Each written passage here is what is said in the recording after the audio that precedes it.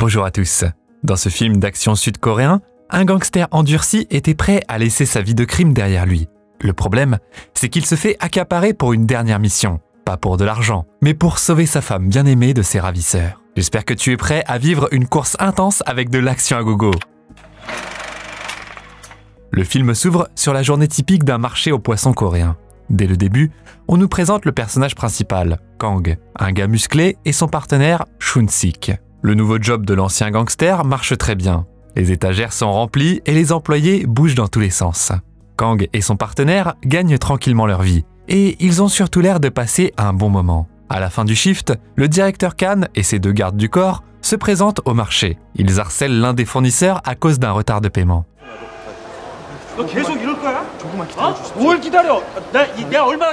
Ils agissent plus comme des mafieux que comme des hommes d'affaires. Kang et son ami sont juste là, à regarder sans intervenir. Son ami n'est pas content du fait que le directeur se permet ce genre de choses depuis des lustres. Mais Kang ne veut pas mettre de l'huile sur le feu. Ils s'inclinent tous les deux respectueusement quand l'homme passe.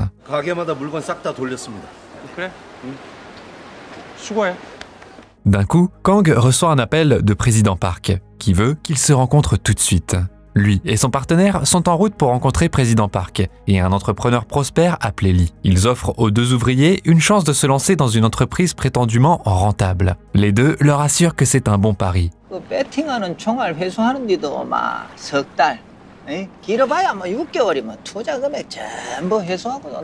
Puis, ils montrent la marchandise. C'est un crabe royal, qui n'est que l'un des 5000 crabes royaux qu'ils prévoient d'expédier en Corée du Sud. Lee et Président Park promettent d'apporter plus de fruits de mer géants haut de gamme à vendre. L'homme d'affaires prétend qu'il leur fera faire fortune et que chaque crabe pourrait rapporter entre 200 000 et 300 000 won. C'est une somme énorme pour un ex-gangster. L'homme d'affaires satisfait offre le crabe à Kang en cadeau. Kang pense que c'est un excellent investissement. Lee pense aussi que c'est une excellente opportunité. Pendant ce temps-là, Jisoo, la femme de Kang, fait de son mieux pour subvenir aux besoins de la famille en cumulant deux jobs. Le soir, le couple se réunit pour parler de leur journée. Ils semblent vraiment heureux et ils prennent soin l'un de l'autre d'une manière très douce. Mais ils travaillent tellement qu'ils finissent par manger leur dîner sur le chemin du retour. On dirait que cet homme, aux antécédents criminels, a fini par se calmer et a trouvé le bonheur avec sa famille.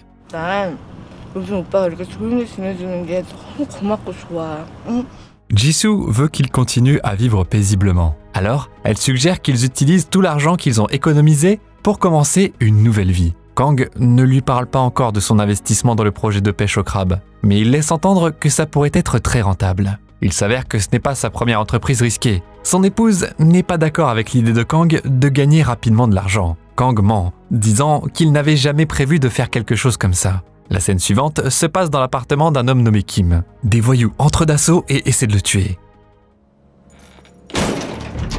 Le pauvre gars est sauvé par sa fille qui rentre à la maison. Mais la mafia et leur chef Kitae finissent par l'enlever.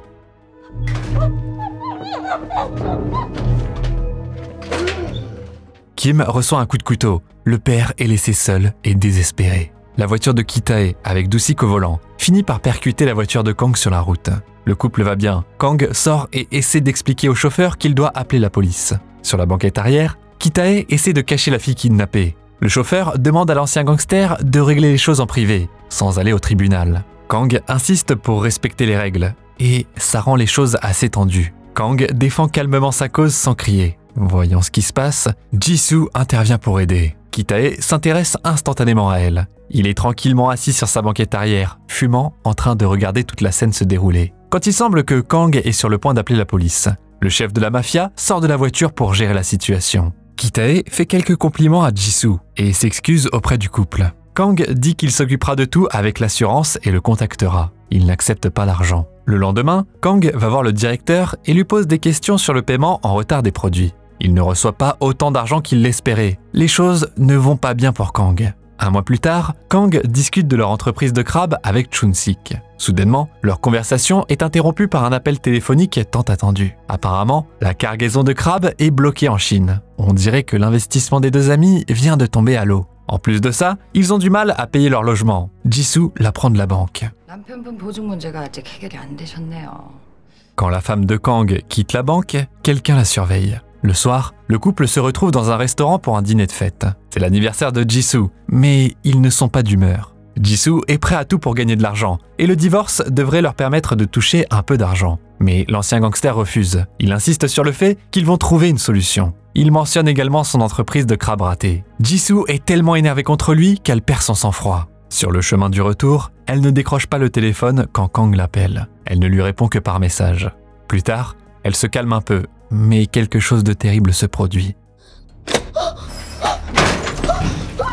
Kang, ne sachant pas que quelqu'un s'est introduit chez eux, se précipite chez lui. Mais sa femme a déjà été enlevée quand il arrive. Tout ce qu'il voit à la maison, c'est le chaos. C'est Kitae qui a organisé l'enlèvement. C'est le fameux gangster qui s'est écrasé dans la voiture du couple marié il y a un mois. Maintenant, lui et son équipe ont kidnappé Jisoo et l'ont emmené quelque part. Le lendemain matin, Kang est assis au poste de police. Mais la caméra de sécurité sur la scène du crime s'est mystérieusement déconnectée au moment de l'enlèvement. La seule chose que l'on peut voir sur l'image est une camionnette floue. La police promet d'enquêter sur l'affaire et le détective dit qu'il appellera Kang dès qu'il aura des nouvelles. À l'extérieur du commissariat, Kang attend Chun-sik, qui n'a rien pu découvrir non plus. Soudainement, l'homme désespéré reçoit un appel des ravisseurs. Kitae demande à Kang de le rencontrer en privé et il lui dit d'arriver avant 14 h à l'endroit indiqué sur la carte de visite.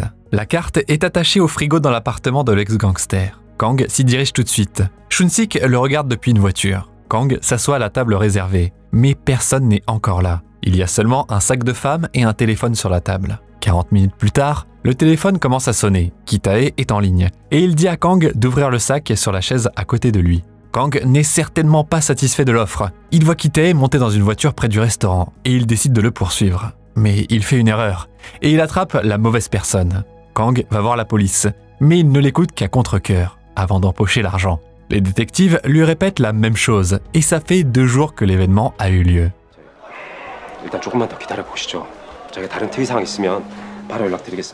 Kang voit beaucoup de photos de filles disparues au commissariat et il décide de prendre les choses en main. Son enquête a besoin de financement. Donc, ce soir-là, il va voir le directeur qui lui doit encore de l'argent. Sans aucune compréhension venant de l'autre côté, l'ex-gangster n'a pas d'autre choix que d'agir de manière décisive. Il s'occupe facilement de toute l'équipe du directeur. Même le plus fort des sbires ne peut résister à l'assaut furieux de Kang. Après avoir obtenu son argent durement mérité, Chun-sik et Kang rendent visite à un vieil ami qui travaille maintenant comme détective privé.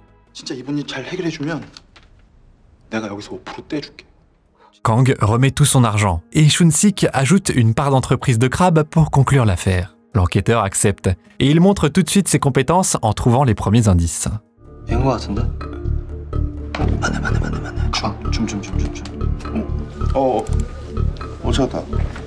Kang, le détective privé et Chun-sik se dirigent vers l'adresse. Ils trouvent une jolie maison, mais quand l'ex-gangster y entre, il s'avère que ni la femme ni les ravisseurs ne sont là.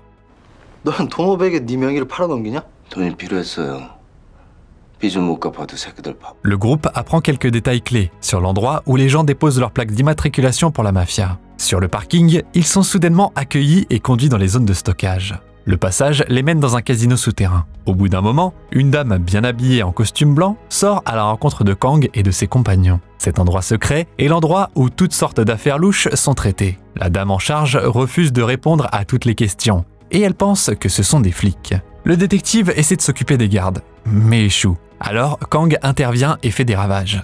Finalement, la patronne ne peut pas leur dire non et elle leur donne quelques réponses. Malheureusement, ce n'est encore qu'une petite partie du puzzle final. 매번 2달이나 석 달에 한 번씩 번호판이랑 로라집 하나짜리씩 싣고서 장생포에서 넘긴다니까요?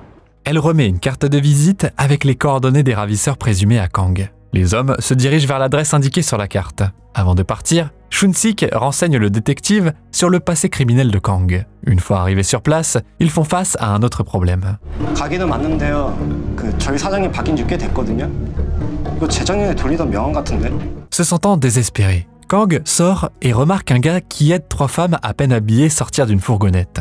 Il pense que le chauffeur pourrait être lié à sa femme. Alors il vérifie la camionnette et voit rapidement que sa supposition était correcte. Il se souvient d'avoir vu ce type le jour où Jisoo a disparu. Kang attend que le voyou revienne, puis il essaie de lui parler. L'homme n'a pas vraiment envie de bavarder, alors Kang décide qu'il est temps d'agir. Ça ne fonctionne pas vraiment. Puis il reçoit un appel du commissariat lui demandant d'identifier un corps qui correspond à la description de Jisoo. Kang est soulagé quand il voit que la femme morte n'est pas sa femme. Il entend des informations sur le corps et il les partage avec le détective privé qui trouve une piste supplémentaire. 이은정 남편. 이 남자가 얼마 전에 이제 자수를 하겠다고 경찰서에 나타났어. Kang organise une réunion avec le mari de la femme assassinée pour entendre sa version de l'histoire. La conversation mentionne également Kitae, car il avait fait une offre financière similaire au gars. La femme du pauvre gars était dans le coma, et les médias ont fait un reportage sur elle. C'est ainsi que Kitae a trouvé sa prochaine victime. L'homme désespéré a accepté l'offre. Alors qu'ils se séparent, il remet les résultats de sa recherche de sa femme à Kang. L'ancien gangster trouve une carte de visite dans le dossier qui ressemble à celle qu'il a reçue de Kitae, lorsque la voiture du méchant s'est écrasée dans son coffre. Tout prend sens. Juste à ce moment-là, Kang entend un gros bruit. Kang arrive au bureau à l'adresse indiquée, et il voit tout de suite un visage familier à l'intérieur. Le chauffeur de Kitae est assis à la table. Kang lui fait un interrogatoire intense, mais la visite du mari furieux ne passe pas inaperçue. Ça n'empêche pas Kang d'emmener le commis à sa cachette pour poursuivre leur petite conversation dans un cadre plus confortable. 아니지 않아? 어? 사람을 이렇게까지 매달아 놓고 이건 무슨 말을 할 거야? 뭐 그런다. Juste à ce moment-là, le téléphone de Kang sonne et c'est Kitae qui appelle. Kitae ordonne à Kang de tuer son chauffeur. Si Kang refuse, le chef de la mafia menace de tuer sa femme. Kang doit suivre son ordre. Kitae dit alors à Kang de récupérer son argent, promettant qu'il rendra Jisoo en échange. Il raccroche le téléphone. Mais l'ancien gangster rusé a réussi à tromper l'extorqueur. Bientôt, la canaille se réveille et révèle tout le stratagème avec le trafic de jolies filles coréennes à Kang. Pour eux, les femmes ne sont que des marchandises. Le système d'enlèvement et de rançon fonctionne comme une machine bien huilée depuis un certain temps maintenant. Le chauffeur dit que personne ne prend la peine de chercher sa fille ou sa femme après l'enlèvement. Il trouve ça amusant. Il a une idée approximative de l'endroit où Kitae pourrait être. Mais le gang n'arrête pas de bouger. Le détective suggère d'entrer par effraction dans le poste de police et de voler l'argent. Il dit qu'il s'occupera des détails. Pendant ce temps-là, on voit où la femme de Kang est détenue. L'endroit ressemble à un mélange bizarre d'un hôtel et d'un hôpital psychiatrique abandonné. Jisoo et les autres filles sont en danger constant là-bas. Elles se font frapper et elles sont obligées de dormir par terre. Les trois amis utilisent une belle astuce pour se faufiler dans le poste de police. Ensuite, dans un bureau de comptabilité, Shun-sik joue le rôle d'un subordonné, du soi-disant procureur général. 근데 무슨 일로? 아니 증거품 확인 때문에 나왔어요? À un moment donné, ils étaient à deux doigts de se faire arrêter. On leur a demandé de montrer leurs pièces d'identité et d'attendre le détective en charge de l'affaire. Puis Kang décide d'intervenir. La diversion fonctionne parfaitement. Il ne leur faut que quelques secondes pour sortir du bâtiment. Avec Kang, ils quittent le parking en face de la propriété. L'argent est maintenant entre les mains du trio, mais ils doivent agir rapidement. Pendant ce temps-là, Kitae punit le voyou qui a trop battu Jisoo. Parce que pour lui, les gens ne sont que des marchandises. Et il est plus compliqué de vendre des marchandises endommagées. La femme de Kang est inconsciente. La scène est interrompue par un appel téléphonique. De l'autre côté, Kang propose une réunion pour remettre l'argent. Mais Kitae n'a pas l'intention de respecter les règles. 여기 싹 다 정리해서 철수하고 그 새끼 돈 받으면 그냥 둘 다 죽여. 네. Le commissariat éclate dans le chaos. Les flics devenus fous à cause de l'effraction et les preuves volées. Réalisant que c'est Kang qui est derrière tout ça, le détective l'appelle. Kang répond d'un ton désespéré. 제 아내만 찾고 죄값 치르겠습니다. Jisoo n'est pas une demoiselle timide en détresse, et elle tente de se libérer avec sa nouvelle amie. Quand elle reprend conscience, elle aperçoit une fenêtre. Au dernier moment, Jisoo glisse par la fenêtre, sur le rebord, et saute. Elle survit et s'enfuit vers les bois. Alors que Jisoo s'éloigne, Kitae et son garde du corps entrent dans la pièce. 이게 어떻게...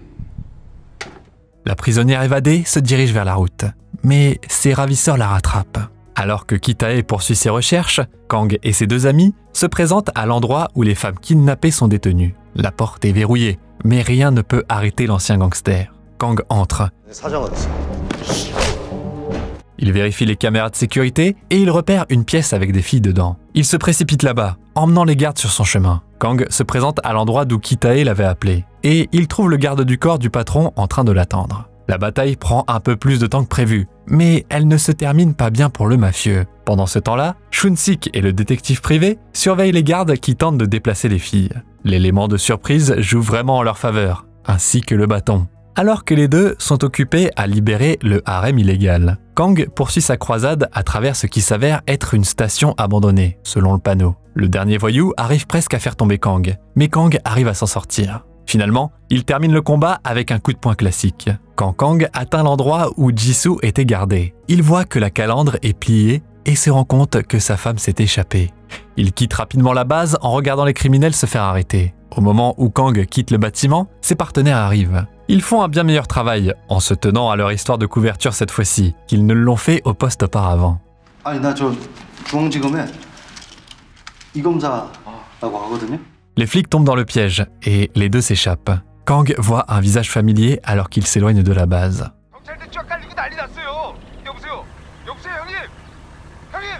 C'est là que la poursuite commence, mais on ne peut pas aller bien loin en marche arrière avec sa voiture. Kitae et son chauffeur se retournent rapidement et tentent de s'évader. Kang continue de les poursuivre. Le patron de la mafia décide de la jouer sale et il montre le visage de Jisoo à travers la fenêtre latérale. Elle est inconsciente à cause des médicaments. Kang sait qu'il doit être intelligent pour garder sa femme en sécurité. Il passe devant le véhicule de Kitae. Au final, il fait un écart pour empêcher la voiture de Jisoo de heurter la barrière, mais il finit lui-même par quitter la route. Kitae survit, mais son chauffeur s'évanouit. Le patron de la mafia tombe sur la route et court vers la voiture de Kang avec une hache. Là, Kang attrape le patron de la mafia, lui donne une bonne raclée, puis le jette hors de la voiture. Kitae finit par s'effondrer sous les coups. Mais Kang ne peut tout simplement pas s'arrêter. Une fois que son adversaire ne peut plus parler, il se rend à la voiture où sa femme est encore inconsciente. Elle ne se réveille pas tout de suite, mais quand elle le fait, elle pleure de joie et serre Kang dans ses bras. Le film se termine par un reportage annonçant qu'un gang impliqué dans l'enlèvement de femmes a été démantelé. Le prochain rapport est très important pour Kang et Chun-sik. 중국 당국은 대화 선원들은 물론 대바코에 실린 킹크랩 8톤 전부를 돌려보냈다고 밝혔습니다. Le navire avec ses crabes arrive enfin à destination. Le rêve de Kang se réalise.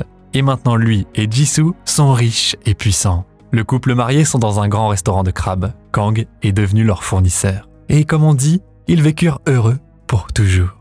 C'est difficile à croire, mais tout le film a été tourné en un peu moins de 3 mois. Tu peux trouver le nom du film dans la description ci-dessous. Si t'as bien aimé la vidéo, n'hésite surtout pas à laisser un petit like et à t'abonner à la chaîne. N'oublie pas la cloche aussi, pour recevoir des notifications et être sûr de voir nos vidéos. Et avant de conclure cette vidéo, dis-nous quel film sur d'anciens criminels t'a le plus impressionné.